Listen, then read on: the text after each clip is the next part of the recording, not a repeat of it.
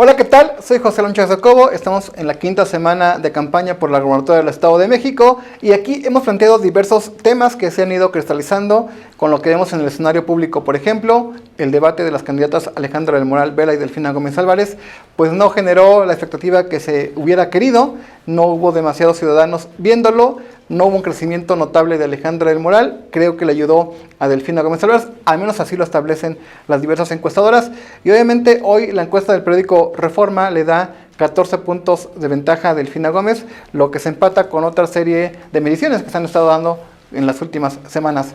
Y saludo en esta mesa, usted ya sabe, nos acompaña Mauricio Aguirre, Ruth Salinas, Efren Rojas y Miguel Ángel Ordóñez.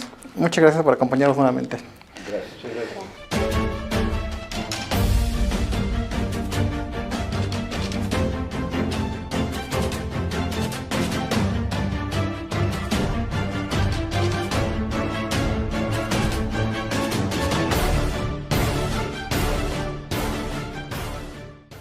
Señores, pues los escenarios se han confirmado, no es que seamos pitonizos, pero creo que se han planteado de manera adecuada los análisis, los debates no funcionaron para el objetivo esperado, no veo a la clase media o al resto de la población que no son militantes o no están insertados en la política, pues atentos a lo que pasó, pero analicemos las causas. Miguel, ¿por qué no se han movido los escenarios, no se han movido las encuestas, todo sigue igual? Bueno, primero, buena tarde, muchas gracias. Ruth, Efren, Mauricio, muchas gracias. José Alan por el espacio. Hay que decirlo en forma sencilla y clara. Las campañas no se han movido del terreno de la indiferencia.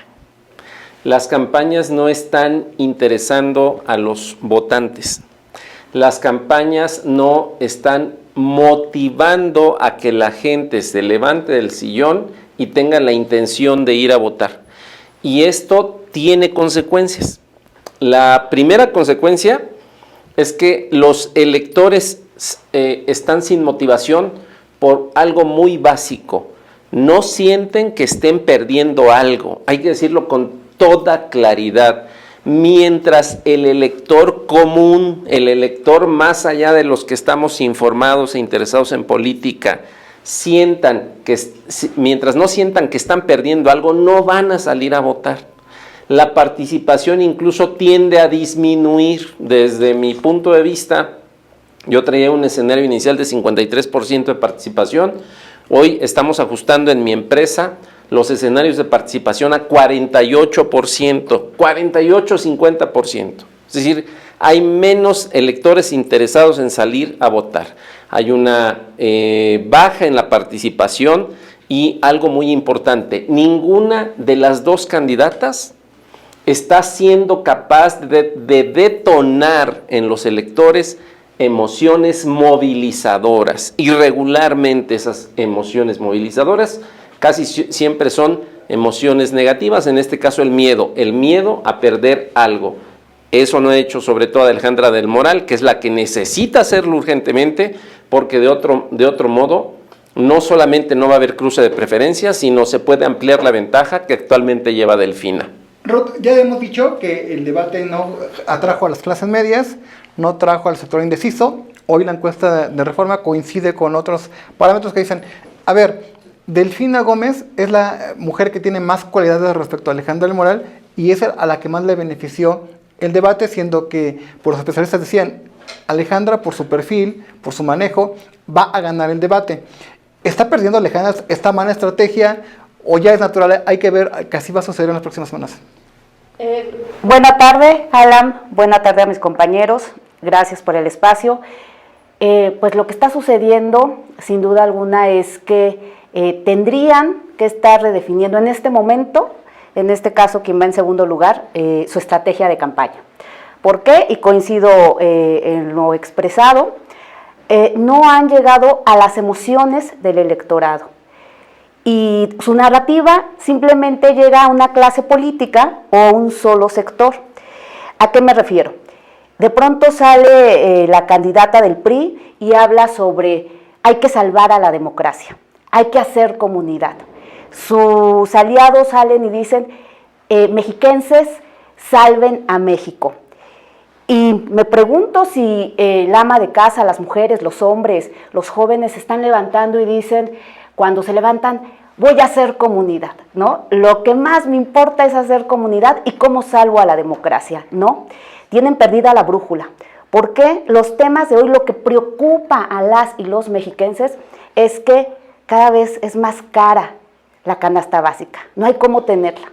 Lo preocupante es cómo saco el día a día cuando el precio del huevo aumentó, cuando la tortilla está a 25 pesos, cuando hace unos días los y las jóvenes del Estado de México hicieron un examen para ingresar a la Universidad Autónoma del Estado de México.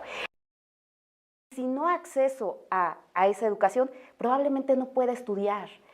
Cuando las mujeres salen a la calle y no saben si van a regresar porque el tema de seguridad en el Estado de México está incontrolable. Esos son los grandes temas que se tienen hoy en nuestro Estado y no hay candidata que les esté hablando. Se entiende del tema de Morena porque le apuesta a que no aumente la participación porque siguen en un tema de asistencialismo con los programas, saben que los traen desde nivel federal, saben sus cuentas, sus mediciones, por eso tampoco les interesa que vaya a salir este sector medio, clase media, quien no está politizado, y el PRI sale y dice vamos a llegar a un 58% del electorado, no sé cómo. Por eso digo, deberían de estarse replanteando si realmente quisieran ganar una elección, replantearse la estrategia, la comunicación, la narrativa y entender y llegar a la emoción de lo que las y los hombres del Estado de México hoy piden, exigen. Efraín, ya se anticipaba que Morena iba a participar aliado del Partido del Trabajo y el Partido Verde porque así han sido los aliados tradicionales del presidente López Obrador y en el resto de las elecciones que ha habido, pues han acompañado juntos. Sin embargo, en el Estado de México, pues sí se hizo un gran esfuerzo y es novedoso que el PRI haya planteado una coalición con el PAN, con el PRD y que hayan sumado a Nueva Alianza, que en el último proceso electoral local había acompañado a Morena. A pesar de estar robustecida Alejandra del Moral por una gran coalición de nombres de partidos importantes, vemos los resultados. En tu opinión, ¿por qué sucede esto de que siendo abanderada de 4 partidos políticos, 3 considerados los grandes del Estado de México, vemos los resultados que estamos observando? El proceso electoral como tal se inscribe en lo que han sido las tendencias naturales de elecciones de gobernador, que no se caracterizan eventualmente por una participación muy amplia. De los últimos registros que recuerdo, probablemente la elección del 2017 alcanzó un 53% de participación. Había una sociedad muy motivada, sociedad que en este momento me parece que no tiene esas motivaciones, probablemente en buena parte por lo que señala Ruth. Pero además, el ejercicio del poder a los partidos desgasta. Y en ambos casos las candidatas traen consigo la carga de los partidos que las representan. Y esa carga no ha logrado animar a la ciudadanía. Se ve una campaña inercial, con los logros, con las satisfacciones, o con los errores, o con los problemas, pero no se ha meneado eso. A mí me parece que no se ha logrado despertar a segmentos muy importantes que tienen enormes preocupaciones en el ámbito de desarrollo económico, o segmentos muy importantes de la sociedad que tienen preocupaciones en el tema de seguridad. No he escuchado propuestas a fondo. Entonces, pues se está dando una dinámica inercial, y yo comparto plenamente lo que decía Miguel Ángel. Nosotros visualizamos un 47% de participación, que conste, es mayor al 43% que hubo en 2011, pero menor al que hubo en 2017, porque en el 2017 recordemos que ya el 2016 había marcado nacionalmente una tendencia importante hacia Morena. Claro. Ya estaba desarrollándose en ese ejercicio. Mauricio, el PAN, de alguna forma tú lo conoces, el PAN vendió muy caro su respaldo a Alejandro del Moral. En todo momento mantuvieron a Enrique Vargas del Villar como una gran posibilidad de que él fuera el candidato. Con lo que estamos viendo, ya hemos hablado de los escenarios, hemos hablado de lo que presentan las tendencias electorales, pero también el ánimo de la gente. El Partido Acción Nacional que se esperaba fuera la diferencia para ganar la gobernatura, ¿está dando lo que tiene que dar?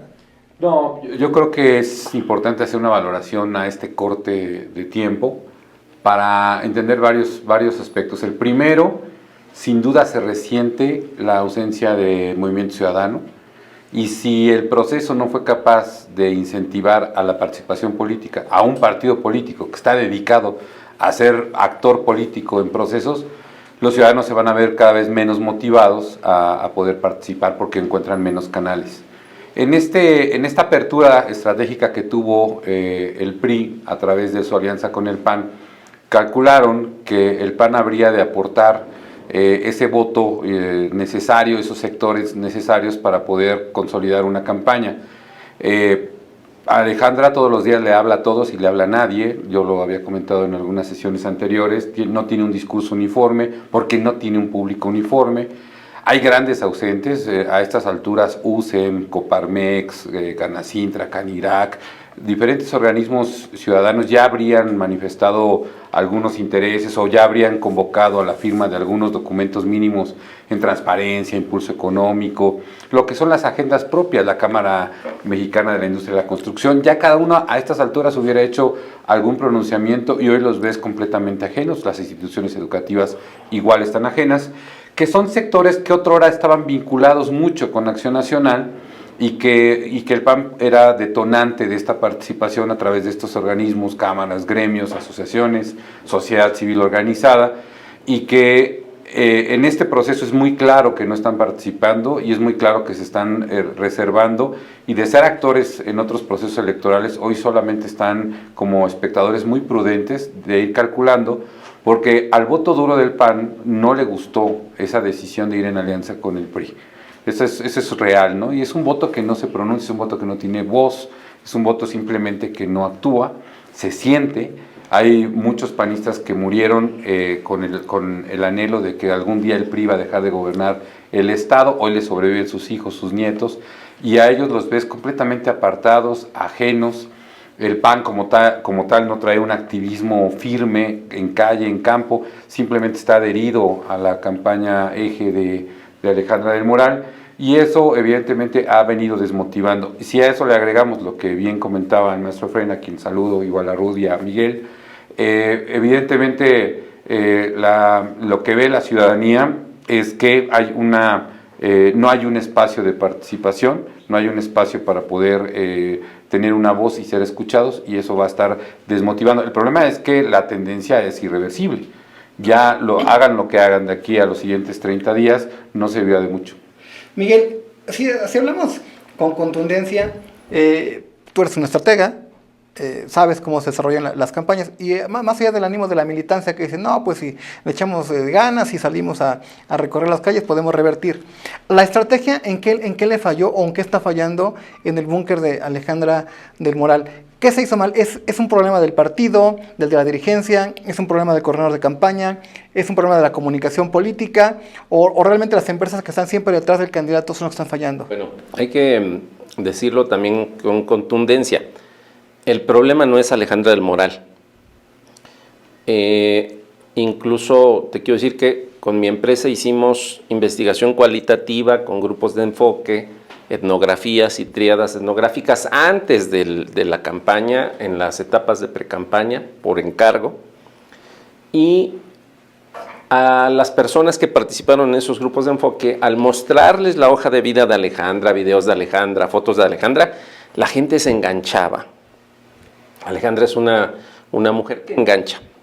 Pero en el momento en que la asociamos con el PRI, una parte importante de esos electores, al ser ella asociada con el PRI, la intención de apoyo hacia Alejandra bajaba drásticamente. Entonces, hoy mismo la encuesta de Reforma, una de las cosas que señala, si tú la revisas con toda puntualidad, es ¿con quién identifica a Alejandra del Moral? Y evidentemente el 60% de los electores la identifican con el PRI. Entonces, el PRI, como está hoy en el Estado de México, es un lastre para Alejandra del Moral. El problema no es ella, sino lo que ella representa. El PRI para la gente, para el elector común, significa corrupción, impunidad, abuso de poder, enriquecimiento desde el cargo público.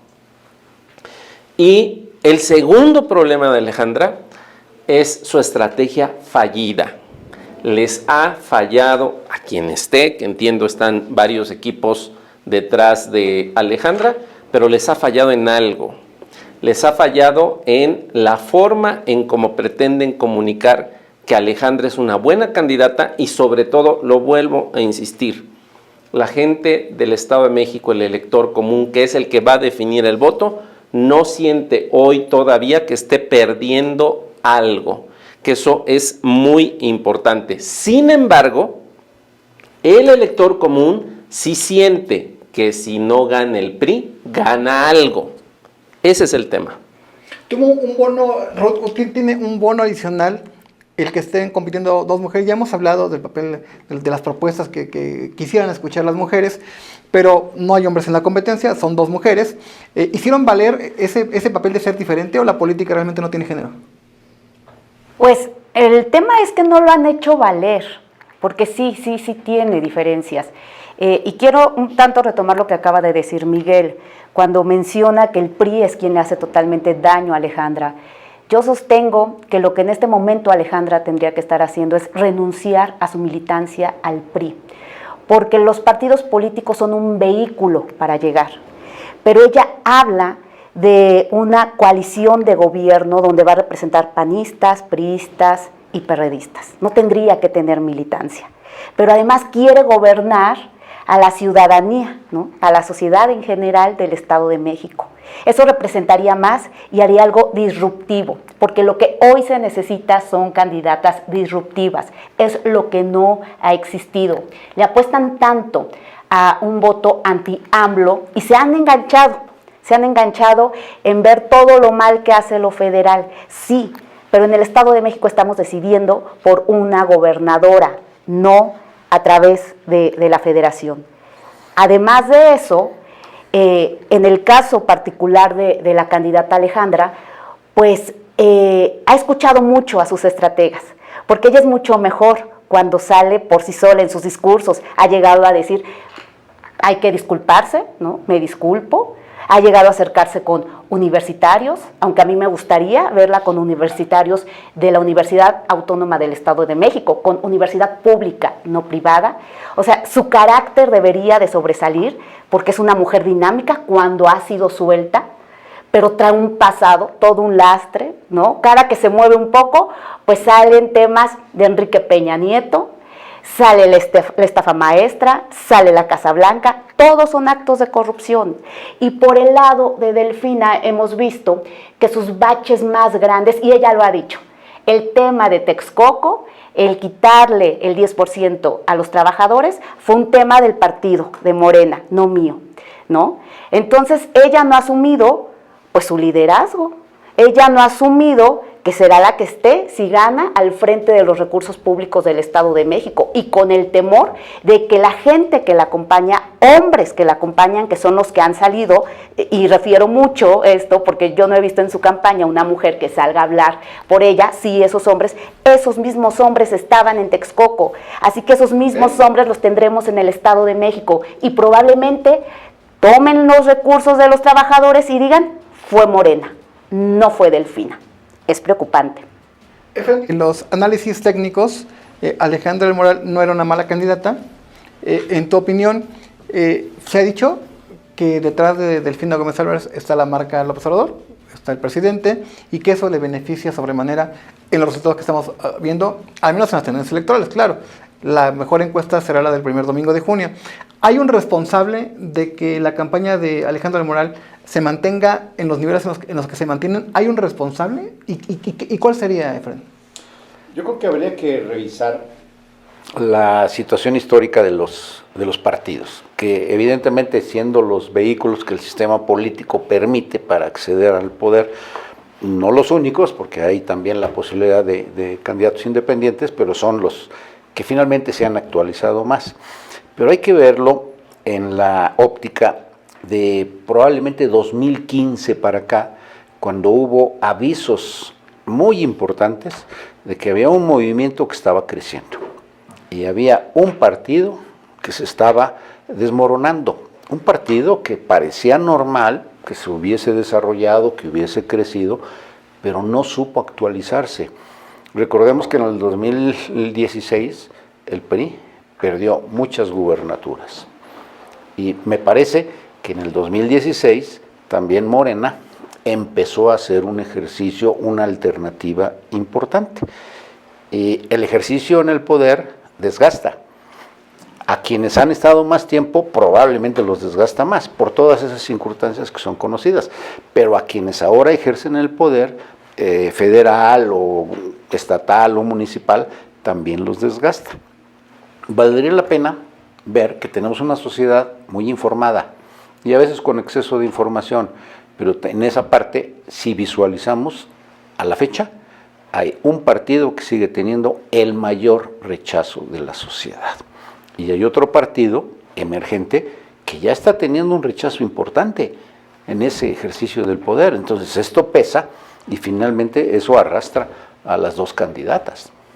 Ahora, bueno, también el exceso de confianza llega a ser un problema en los partidos políticos y hay sectores que, así como señalan, Delfina Gómez va en una etapa ascendente, se mantiene pues en unos niveles muy altos. Hay quien señala, incluso de los que pertenecen a la propia candidatura común, hay exceso de confianza, hay soberbia de algunos actores políticos. ¿Tú lo observas desde dentro? Sin duda, sin duda. Yo creo que no, y lo vuelvo a señalar como lo dije en anteriores ocasiones, no debe haber confianza, ¿no? Es decir, si hay un crecimiento, de acuerdo a la encuesta de Reforma, de 2 puntos, que en realidad debe ser mucho más, pero si ya Reforma te otorga 2 puntos, debiera, con todo lo que se ha hecho, con todo lo que se ha sumado, con todo el respaldo social que se tiene, con la polarización, con la falta de organización del lado de Alejandra del Moral, la diferencia debería de ser mucho mayor y el ánimo debería de ser mucho aplastante. Es decir, me llama mucho la atención justo la declaración que hace Eric Sevilla, de que ya jugándole él sí a la Divino y ya adelantando un escenario en mayo, que además cabe señalar es el único dirigente que no ha acompañado a su candidata en campo. Es el único dirigente que no ha aventado ni una sola arenga en favor de su candidata en un mitin. No lo hemos visto hablar, no lo hemos visto participar acompañando a su candidata, y ese trabajo lo han venido delegando en Ano Nazar o en Omar Ortega o en el propio Enrique Vargas. Me llama la atención esa distancia que tiene Eric Sevilla con su candidata.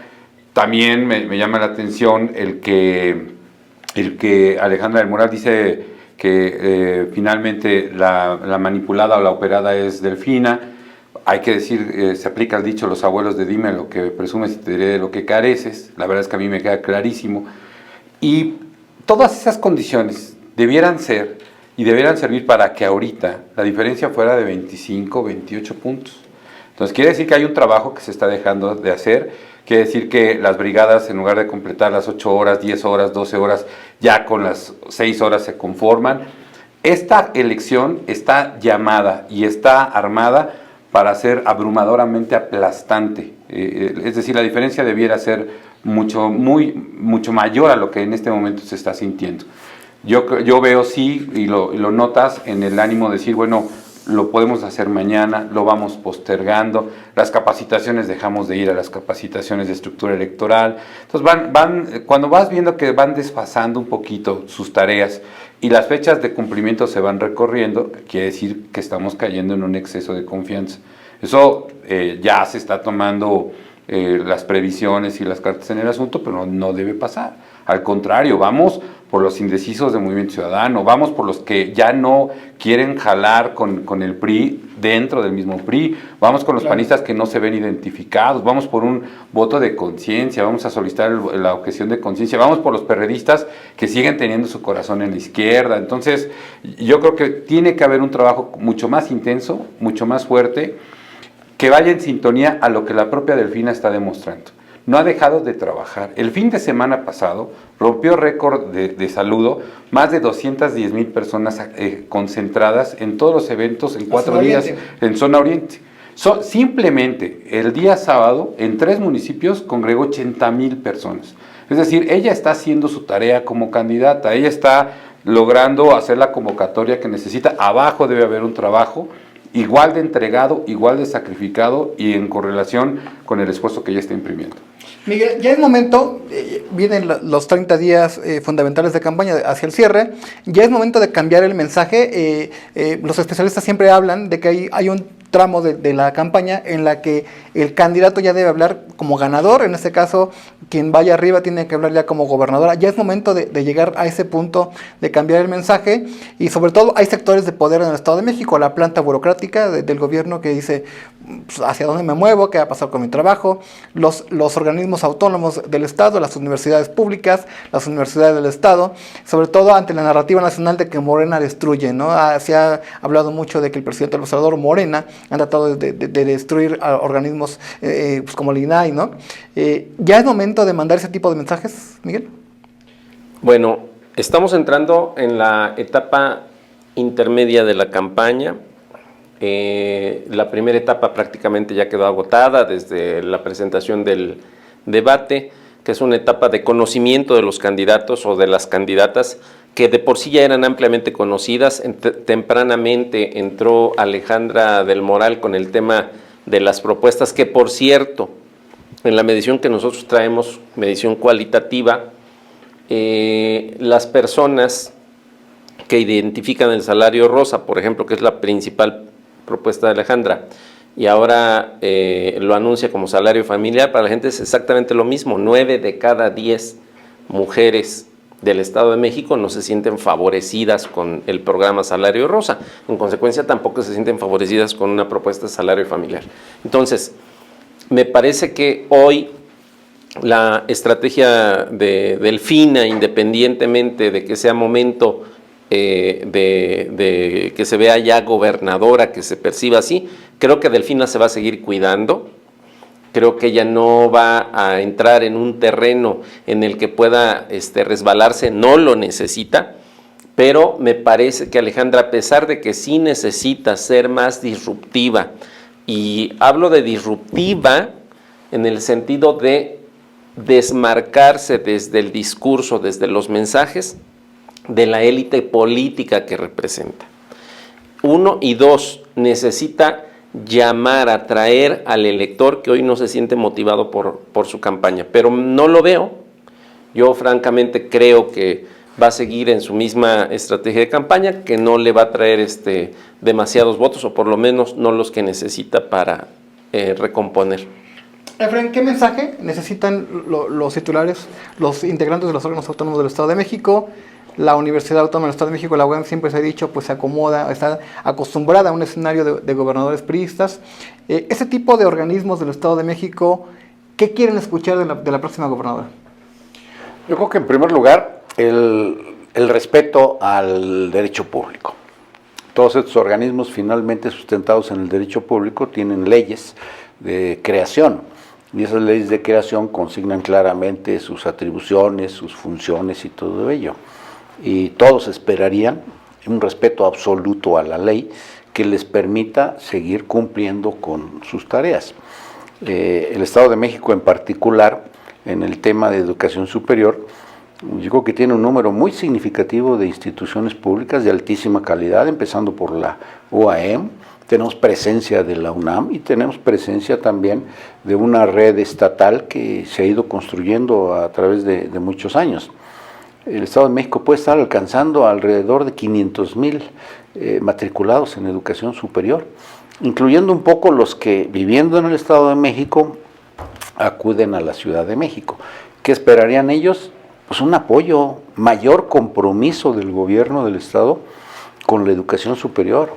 Y mayor compromiso significa más apoyo para infraestructura, mayor equipamiento, mejores condiciones de trabajo del personal, y que eventualmente también el gobierno del Estado pueda ser un factor de articulación de las instituciones de educación superior con los sectores sociales y con los sectores productivos. O sea, no basta, no me meto contigo y medio te doy, no. Vamos a darles cantidades importantes de recursos, pero también vamos a actuar para acercarlos, para generar esa confianza. Yo espero que mi Universidad, la Autónoma del Estado de México, sea protagonista de un nuevo gobierno que inicia, porque hay gente muy valiosa en la institución y ahí hay posibilidades de que se pueda coadyuvar de manera significativa. Ruth, en los últimos días, en las últimas horas incluso, el grupo parlamentario de Movimiento Ciudadano en el Senado ha estado señalando que están en contra de la desaparición del INAI, pero también ha sido defensor de los organismos autónomos del país. En el caso del Estado de México, ¿verían un riesgo con la llegada de una nueva gobernadora y que los siguientes 2 años habría elecciones intermedias y pudiera tener mayoría? ¿Están blindados los organismos autónomos? ¿Habría preocupación?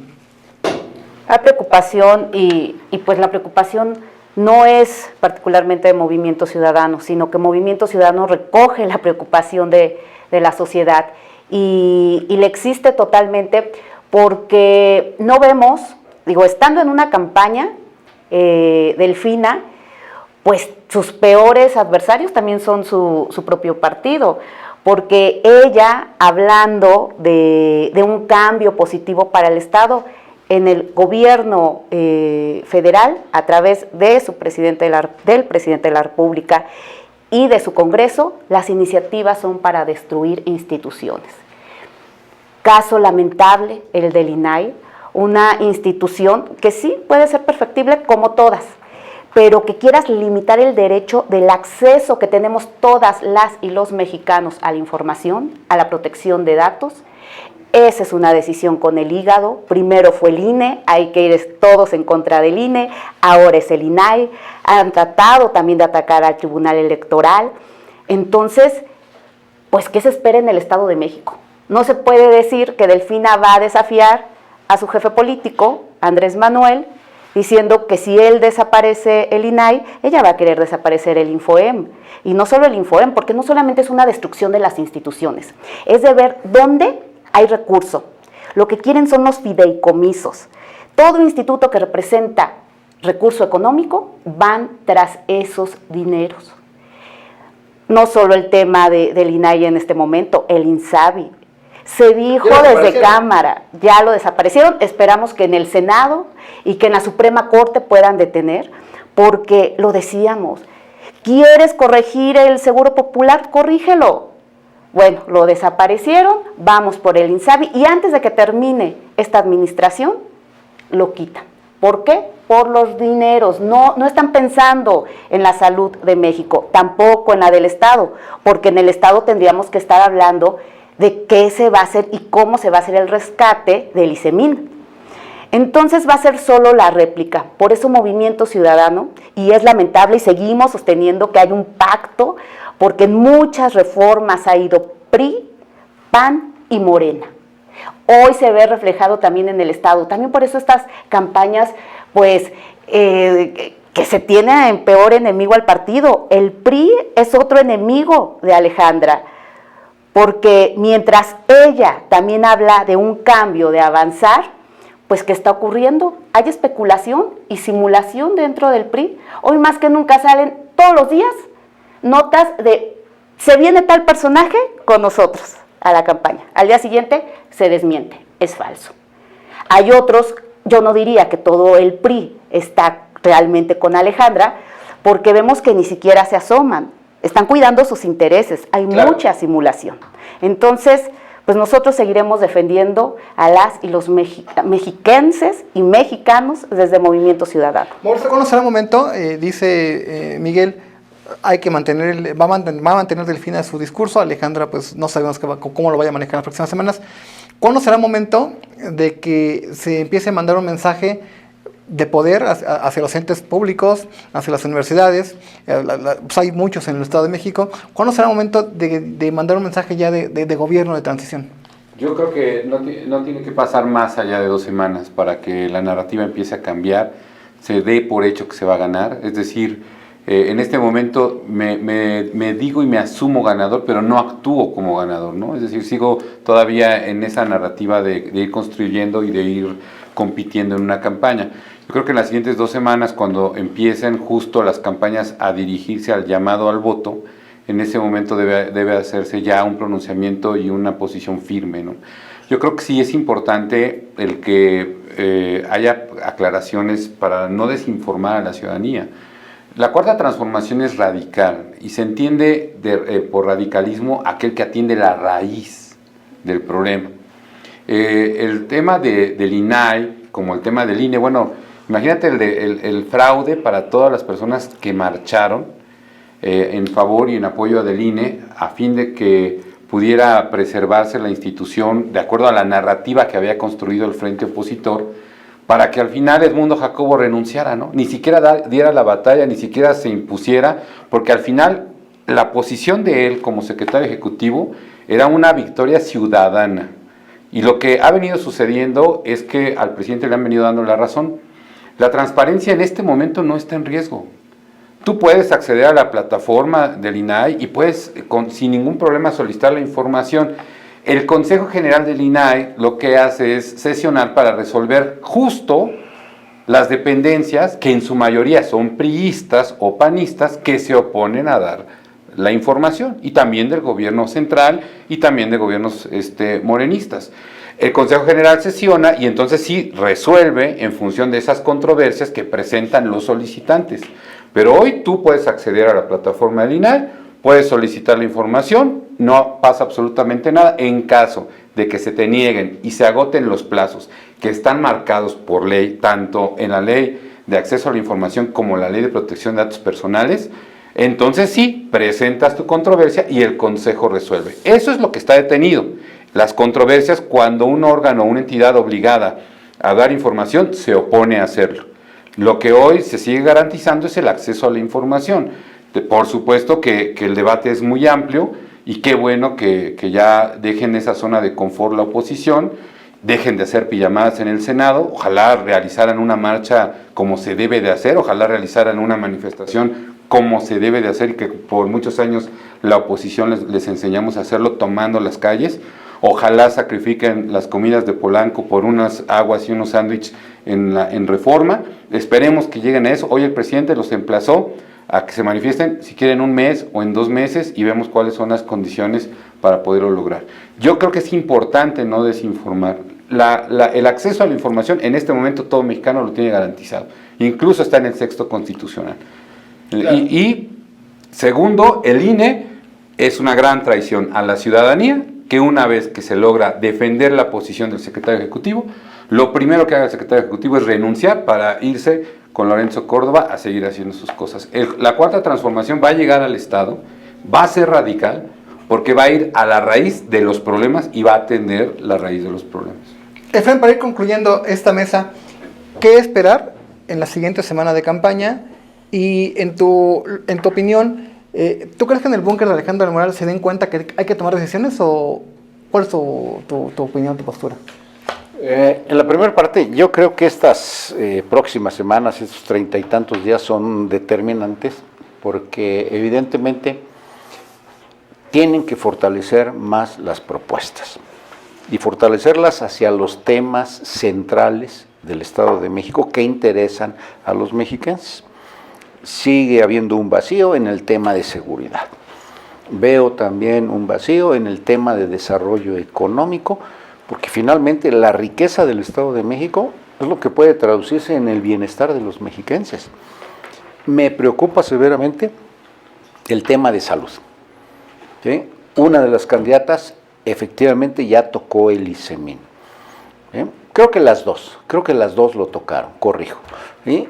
Pero el ISEMIN es algo verdaderamente serio e importante que no se va a poder resolver así solo con una voluntad política. Necesita hacerse una cirugía mayor y yo creo que los derechohabientes del ISEMIN merecen eso y más, pero se necesitan compromisos de fondo. Ya no hablo del Instituto de Salud, porque eventualmente ese está sujeto a los vaivenes federales que se puedan presentar. Y ahorita lo que vemos es una gran incertidumbre, porque efectivamente había Seguro Popular, se crea INSABI, se cancela INSABI, y bueno, ¿y a qué vamos a regresar? Una candidata está hablando del seguro mexiquense. Bueno, pero si de dónde, si la infraestructura y la atención en esos términos es muy preocupante. Yo creo que debieran en estas semanas enfocarse hacia ello. Y luego, probablemente, ya debe haber llamados muy firmes a darle certeza, seguridad a los votantes de que el resultado de un proceso electoral permitirá una transición hacia un gobierno que atienda puntualmente las necesidades de los mexiquenses. que nos haga transitar a un estadio. Para eso es la democracia. Es un sistema, ¿sí?, permanente de mejoramiento de la vida de las personas, lo dice nuestra Constitución. Claro. Pues hagámoslo valer en ese sentido. Muchas gracias, Efraín. Ruth, ¿qué proyectarías para la siguiente semana de campaña? Y pues obviamente agradecer tu presencia como cada semana. Muchas gracias.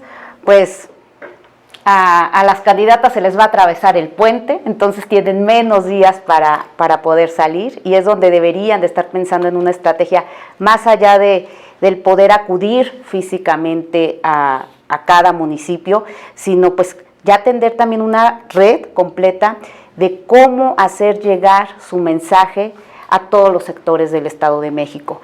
¿Yo qué esperaría en esta semana? Tenemos una fecha muy importante, el 1 de mayo, donde se debería de estar hablando qué es lo que tienen pensado para el tema de las y los trabajadores en el Estado de México, que ninguna lo ha tocado. Los derechos que tenemos deberían de estarse planteando. Movimiento Ciudadano, si en algo se ha metido, y por eso hoy tenemos esta gran reforma, que al menos se tengan más días de descanso. Ese es tan solo un ejemplo, como ojalá el reducir las horas también de trabajo que está ahorita en Cámara de Diputados, pero pues nuestras candidatas en el Estado de México no están hablando de esos grandes temas. Entonces yo esperaría que alguna pudiera al menos dar visos de que sí tiene pensado algo para nuestro Estado de México. También que estoy esperando, que esperaríamos para estos próximos días, que ya se atrevieran a meterse a estos espacios donde los ven más complicados. Por eso insisto, el tema del nuevo votante que está entre prepas y la universidad, pues siguen en espera de que alguien les hable. Siguen en espera de que alguien nos tome en cuenta, y ninguna lo está haciendo, porque son sectores difíciles. Deberían de estar dejando de hablarle a su militancia y salir con las y los mujeres del Estado de México. Así que, pues, esperemos que nos den también temas de qué hablar, porque siguen siendo el mayor índice de rumores de lo que estaría pasando, pero ellas no están dando realmente materia para estar evaluando su campaña política. Muchas gracias. Gracias. Mauricio, ¿cuál sería tu opinión para cerrar la mesa de análisis de esta semana? Y pues obviamente muchas gracias otra vez por estar aquí. No, al contrario, Alan, gracias por la invitación. La verdad me aprendo mucho y disfruto mucho de compartir la conversación y el análisis con Miguel, con Ruth, con Efraín. Yo creo que me gustaría hablar de lo que no debe pasar. Okay. Me parece que lo que no debe suceder en las siguientes semanas es que el Estado se salga de control. Es que empiece a fortalecerse la guerra sucia, es que empiece a haber actos violentos, como han pasado en el 21, como sucedieron en el 17, como pasaron en el 18. Yo creo que el gobierno del Estado ha venido estableciendo una mesa de política a través del secretario general de Gobierno. Sin embargo, ha habido diferentes conatos de violencia, todos ellos a raíz de colectivos vinculados a la alianza del PRI, del PAN, del PRD y de Nueva Alianza. Vimos el caso de Atizapán, donde incluso esta persona que se dice ser operador de la red Vargas, llevaba personal armado en vía pública, agredió físicamente a brigadistas de Morena, pacíficos, que estaban haciendo su trabajo. Y en el caso de Naucalpan vimos a la sección del sindicato manifestarse, llamando a la violencia. Yo creo que el gobernador debe cuidar que no se le salga de control la elección, que no haya incidentes violentos en el sur del estado, que no haya agresiones a ningún activista o integrante vinculado a una campaña, a una o a la otra. Es decir, debemos de esperar que este ánimo y este ambiente de paz y de tensa calma se siga circulando, para que podamos seguir disfrutando de un proceso en el que las candidatas, los equipos de trabajo, los que hacen campaña, las brigadas que están en campo, de uno o de otro partido, puedan seguir haciendo su activismo político, y el clima pre de la jornada sea el más favorable para incentivar la participación. Insisto, el Instituto Electoral ha estado ausente. Yo no veo una numerología, yo no veo una dinámica en los sitios oficiales del IEM insistiendo en el llamado al voto, en la cultura democrática, en la cultura cívica, en la participación ciudadana.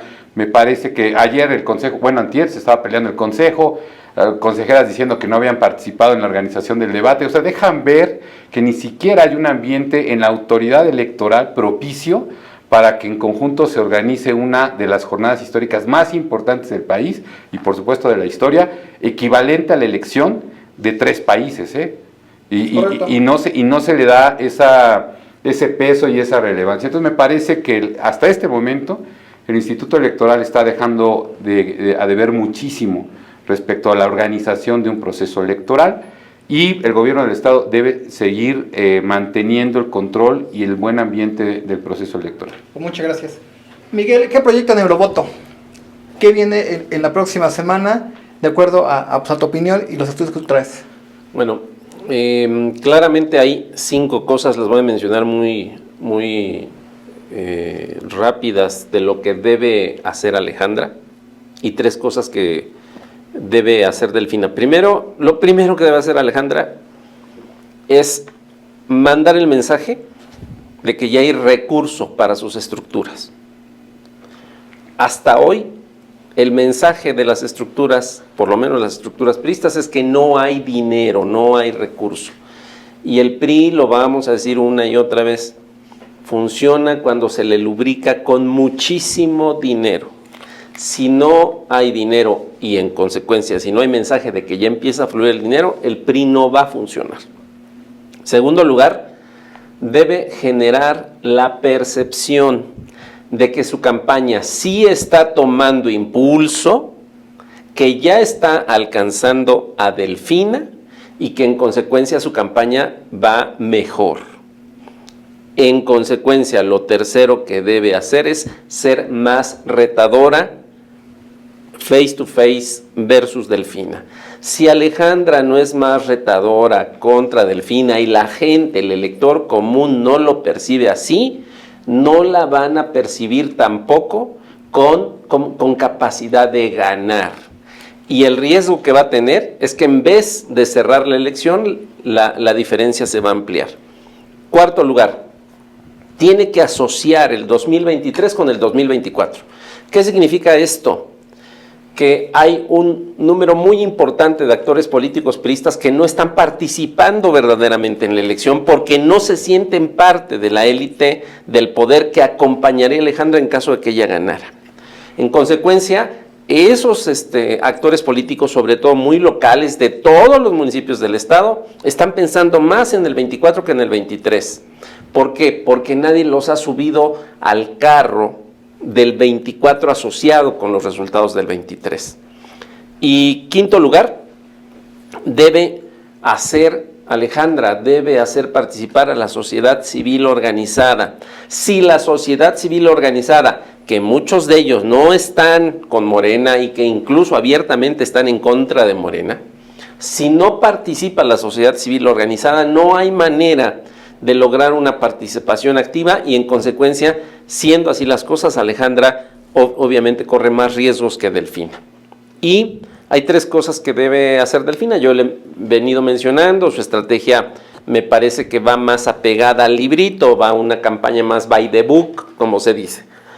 Primero se debe seguir cuidando de no cometer errores, de no sobreexponerse a los medios de comunicación, de no ser demasiado compleja en el tema de las propuestas y en otros grandes temas, porque Delfina no lo necesita. No es que yo quiera que no lo haga, simplemente no lo necesita en este momento.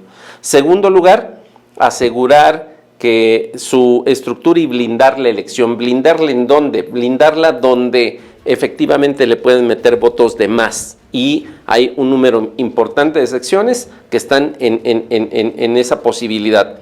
Y número 3, Delfina debe prepararse mucho más en las siguientes 2 semanas, particularmente para que en el segundo debate, si decide asistir, en el segundo debate se proyecte más como gobernadora, ya no como candidata, sino que sí nos deje ver qué podemos esperar de Delfina gobernadora. Eso es lo que creo que va a venir. Pues muchas gracias y hasta la próxima.